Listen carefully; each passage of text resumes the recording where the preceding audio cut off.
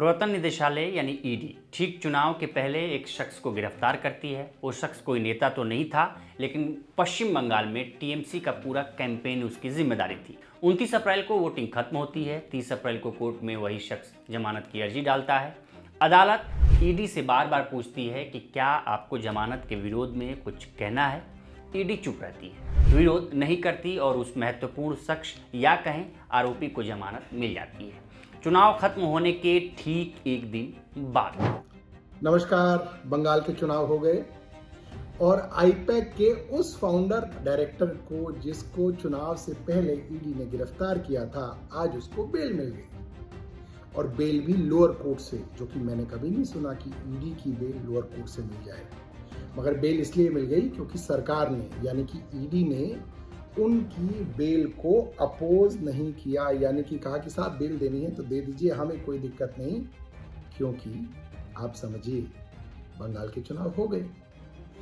IUPAC जो पिछले कई वर्षों से बंगाल के चुनावों के लिए ममता बनर्जी की पार्टी तृणमूल कांग्रेस को तैयारी करा रही थी, जिनके पास सारी स्ट्रैटेजी थी, जिनके पास सारी प्लानिंग थी, जिनके पास एक एक कैंडिडेट के प्रोफाइल थे, एक एक कॉन्स्टिट्यूएंसी में कैसे जीतेंगे उसके लिए व्यू रचना थी, उसके ऊपर चुनाव से कुछ दिनों पहले छापा मारा जाता है, ऑफिसों में छापा मारा जाता है, उनके फाउंडर और डायरेक्टर को गिरफ्तार कर लिया जाता है ईडी द्वारा और लोगों को भी पूछताछ के लिए बुलाया जाता है। इतना प्रेशर बनाया जाता है कि बताया गया है कि आईपैक ने अपने ज़्यादातर काम करने वाले एम्प्लॉइज को छुट्टी पे भेज दिया कि वो तृणमूल कांग्रेस का काम ना कर सके। जी हाँ, दिल्ली की एक अदालत ने गुरुवार को आईपैक यानी इंडियन पॉलिटिकल एक्शन कमेटी के को फाउंडर और डायरेक्टर विनेश चंदेल को जमानत दे दी है।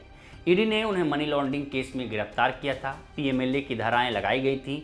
अब दिल्ली की अदालत से उन्हें राहत मिल गई है। खास बात ये रही कि इस मामले में प्रवर्तन निदेशालय यानी ईडी ने उनकी रेगुलर बेल का विरोध नहीं किया। यही बात अदालत के फैसले में सबसे अहम साबित हुई।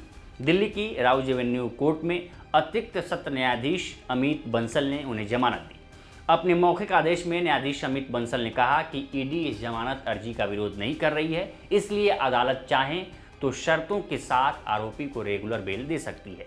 अदालत ने मौखिक आदेशों में कहा कि ईडी को जमानत का विरोध करने का पूरा मौका दिया गया, लेकिन एजेंसी ने ऐसा नहीं किया। ऐसे में पीएमएलए यानी prevention of money laundering act की सख्त शर्तें इस मामले में उसी तरह लागू नहीं होंगी जैसे आमतौर पर होती हैं। ईडी का इतना ढीला रवैया क्या एजेंसी के ऑपरेशंस को लेकर संदेह पैदा नहीं करता, खास तौर से तब जब जुलाई 2024 में सुप्रीम कोर्ट ने दिल्ली के पूर्व सीएम अरविंद केजरीवाल को जमानत देते हुए ईडी की गिरफ्तारी की शक्तियों पर बड़े सवाल खड़े किए थे। तब कोर्ट ने साफ कहा था कि पीएमएलए के तहत गिरफ्तारी कोई रूटीन पुलिस पावर नहीं है। ईडी सेक्शन 19 का इस्तेमाल मनमाने तरीके से नहीं कर सकती। आमतौर पर पीएमएलए के मामलों में बेल मिलना आसान नहीं होता। आप नेता मनीष सिसोदिया और सत्येंद्र जैन, तब बीआरएस की नेता रही के कविता और झारखंड मुक्ति मोर्चा के नेता हेमंत सोरेन का मामला हम देख ही चुके हैं। कैसे इन नेताओं को पीएमएलए के तहत गिरफ्तारी के बाद बेल पाने में कठिनाइयां हुई थी। इस कानून की धारा 45 के तहत जमानत के लिए दो सख्त शर्तें होती हैं। पहली, ईडी को जमानत का विरोध करने का मौका दिया जाए। दूसरी, कोर्ट को प्राइमा फेसी लगे कि आरोपी पहली नज़र में दोषी नहीं है।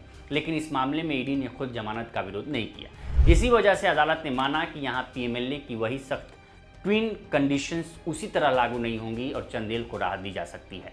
ये मामला कथित कोयला तस्करी और उससे जुड़े मनी लॉन्ड्रिंग नेटवर्क से जुड़ा है। ईडी का आरोप है कि इस पूरे नेटवर्क में करोड़ों रुपए की काली कमाई को घुमाकर वैध बनाने का काम किया गया। एजेंसी के मुताबिक अब तक करीब 50 करोड़ रुपए की संदिग्ध रकम का पता चला है। ईडी का दावा है कि आईपैक इस पूरे नेटवर्क में पैसे को घुमाने और उन्हें सिस्टम के जरिए वैध दिखाने के काम में शामिल था। एजेंसी के मुताबिक ये सब एक तयशुदा फाइनेंशियल मैकेनिज्म के जरिए किया गया। आरोप है कि फर्म पैसे को बैंकिंग चैनल और कैश हिस्सों में बांटकर रिसीव करती थी, यानी कुछ पैसा आधिकारिक बैंकिंग सिस्टम से आता था और कुछ कथित तौर पर नकद के रूप में लिया जाता था। ईडी का आरोप इससे भी आगे जाता है। एजेंसी का कहना है कि इस कथित अनअकाउंटेड कैश का इस्तेमाल चुनाव से जुड़े खर्चों में किया गया। सिर्फ इतना ही नहीं, जांच एजेंसी ने यह भी दावा किया कि इस पैसे का इस्तेमाल पब्लिक परसेप्शन यानी जनमत को प्रभावित करने के लिए भी किया गया। ईडी के मुताबिक ये सिर्फ फाइनेंशियल गड़बड़ी का मामला नहीं है, बल्कि चुनावी प्रभाव और राजनीतिक नैरेटिव से भी जुड़ा मामला है। यही वजह है कि इस केस ने कानूनी दायरे से निकलकर सीधे राजनीतिक रंग ले लिया है। विनेश चंदेल की गिरफ्तारी का वक्त भी बहुत अहम था। उनकी गिरफ्तारी उस समय हुई जब पश्चिम बंगाल विधानसभा चुनाव चल रहे थे। आईपैक पश्चिम बंगाल में सत्ताधारी तृणमूल कांग्रेस यानी टीएमसी के लिए चुनावी रणनीति पर काम कर रही थी। ऐसे में चंदेल की गिरफ्तारी ने तुरंत राजनीतिक विवाद खड़ा कर दिया। विपक्ष ने इसे गंभीर मामला बताया, जबकि टीएमसी खेमे ने इसे चुनाव के बीच राजनीतिक दबाव की कार्रवाई के तौर पर देखा। चंदेल की गिरफ्तारी सिर्फ एक कानूनी कार्रवाई नहीं रही, बल्कि चुनावी राजनीति का बड़ा मुद्दा बन गई।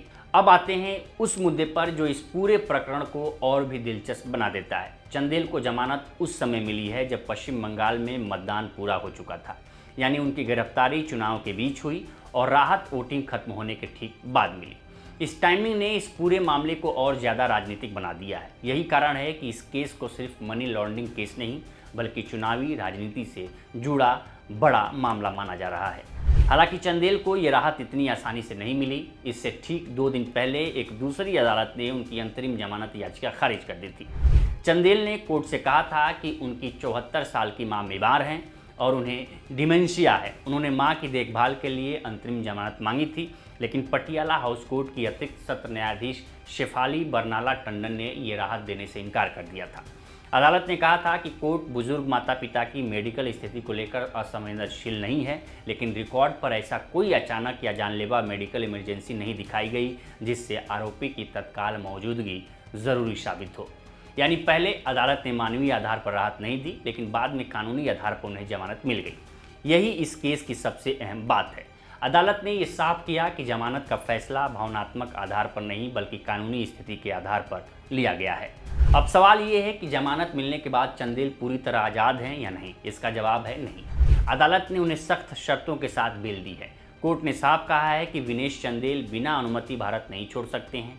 उन्हें अपना मोबाइल नंबर और पता अदालत को देना होगा और हर समय जांच एजेंसियों की पहुंच में रहना होगा। उन्हें जांच में शामिल होना होगा और पूरी तरह सहयोग करना होगा। वह किसी सबूत से छेड़छाड़ नहीं कर सकते और न ही किसी गवाह को प्रभावित कर सकते हैं।